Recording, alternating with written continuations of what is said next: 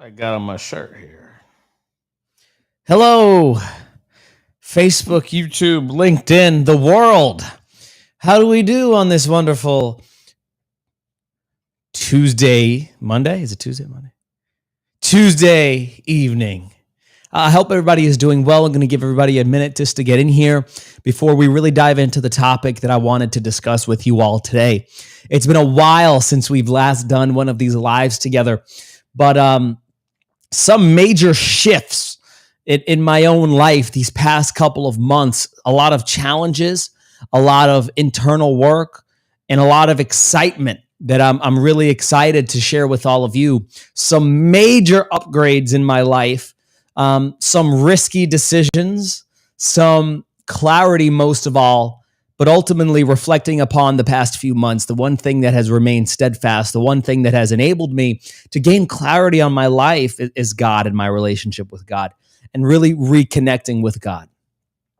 And I wanted to share something with you today, not necessarily in relation to your relationship with God, but I wanted to share with you something that if you understand what I'm about to share with you, can alter your life forever.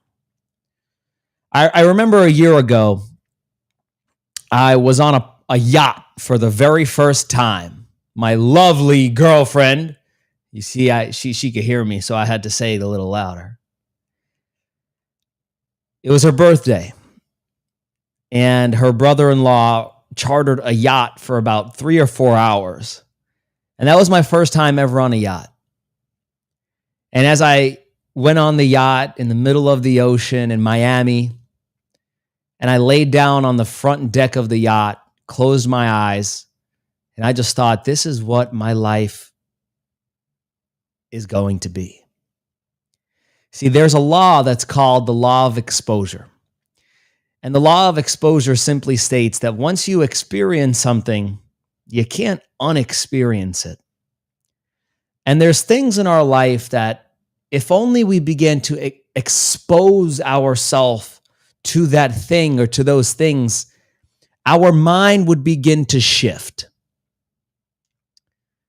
When I was on that yacht, something shifted, saying that I know that there's more in me. This is the life that I could be living and I should be living. But there's a lot of us who say, I don't need the yacht. I don't need a private jet. I don't need a nice car. But yet we've never experienced any of those things. There's a quote by Oscar Wendell Holmes. He says that once the mind is stretched to a new dimension, it will never return to its original form. The problem with a lot of us, and this is definitely me, is that we haven't experienced anything other than what we've known all along. So I've made a decision, which you all will find out about very soon, in about a week, that a lot of people don't agree with. But you know what? I don't care. Because I believe in myself. I believe in the decision. So my question for you today is, how can you begin to expose yourself to different environments, to different people, to different things that will expand your mind to the dimension that it's never been expanded to before? And for me, this has revolutionized the game for me because it provides a sense of what's possible. But ultimately, a lot of the time, what's possible is often discouraged by fear. And this has been the biggest thing for me, is understanding the factor that fear plays in each and every one of our lives. How many times have you in your life said that you wanted to accomplish something? Or better yet, you said that you were going to accomplish something, you were going to set a goal, you were going to do the thing, and you did it for maybe a little while, but eventually it went back to how it was. That was fear. Fear was taking you back to your comfort zone, to that picture that you've drawn up in your head of who you are due to years and years of repetition. Interesting.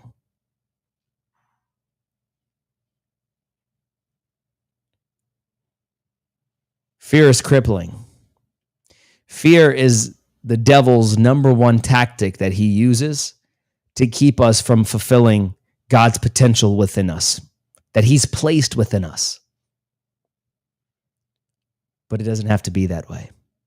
Fear is something we will always have, but it's not something that we always should allow to have us. It's like a factory.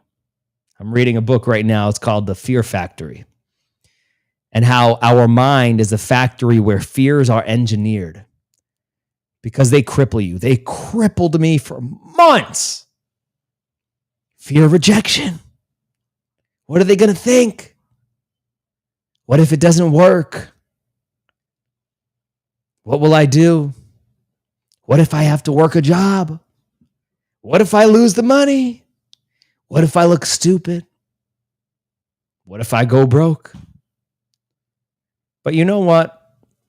The one fear that I think the majority of us have, but don't understand that we have, is the fear of winning, the fear of success. People oftentimes say, I'm afraid of failure. Really? Because that's something that you already know and are very commonly acquainted with. The thing I think we fear is probably success, because that's the thing that we don't know very well a lot of the time. So I just wanted to come on here very briefly and to share that with you, but also share this piece, that my company, Storypreneur, is elevating to another level. And for the past 2 years, what we have been doing is teaching entrepreneurs, coaches, and speakers primarily how to leverage the power of storytelling to emotionally connect and convert their audience into paying customers and clients. But we're taking things to another level. What we're now doing is teaching only these types of people. The people that are making some money, but now want to go beyond just making some money. They want to have a global impact. And they want to do so by getting their message out into the world, reaching the masses, and really having the impact that they know that they can have. So what we are doing is we're helping you, entrepreneurs, get on podcasts as well. How to find podcasts. We actually give you a list of over 100 podcasts for you to reach out to based upon your specific industry, your niche, and exactly what it is that you're looking for. And we give you a one-on-one podcast coach that will walk you throughout the entire journey so that you get on the podcast that you know will grow your audience, your brand, your reputation, your income, but ultimately your impact. Because you know that it's more than just about the money. So this is exciting because now we're combining the two. See, you can get on a podcast, but if you don't know how to articulate your words, if you don't know how to craft the stories, if you don't know how to use your voice as a tool, it doesn't matter. So now we're combining the best of both worlds. Not only are we teaching and training coaches, entrepreneurs, speakers, how to become dynamic storytellers and speakers, now we're actually giving them platforms and getting them onto other people's platforms, borrowing their audience so that they can build theirs to the point where they can be someone like Alex Hormozi, where they can be somebody like Grant Cardone. Because can I let you in on a little secret? If you analyze Alex Hormozi's growth over the past, let's say, 3 years, how did he do it? Number one, obviously, he accomplished a lot of cool things. But number two, he got on other people's platforms. And number three, he told really awesome stories. And if you don't believe me, go look at the YouTube comments on his videos of the interviews that he does. You know what they don't say? Wow, Alex, you made so much money. What they say is that story that you told about how you said you had to die to your father in order to let yourself live, that really touched me and resonated with me. And look at what he's built. So it's about getting the audience, getting in front of the audience, but now how do you capitalize when you're actually in front of them? That's what we're doing at my company, Storypreneur, and I'm super excited about it. So if any of you want that opportunity, the opportunity to get in front of the people that you know you should be getting in front of, but ultimately taking advantage of that, send us a message and we would love to take care of you and serve you at the highest level. So with that being said, just wanted to come on here and share this with you today. Super excited and grateful to be here. Thank you for those that attended. Bye-bye for now.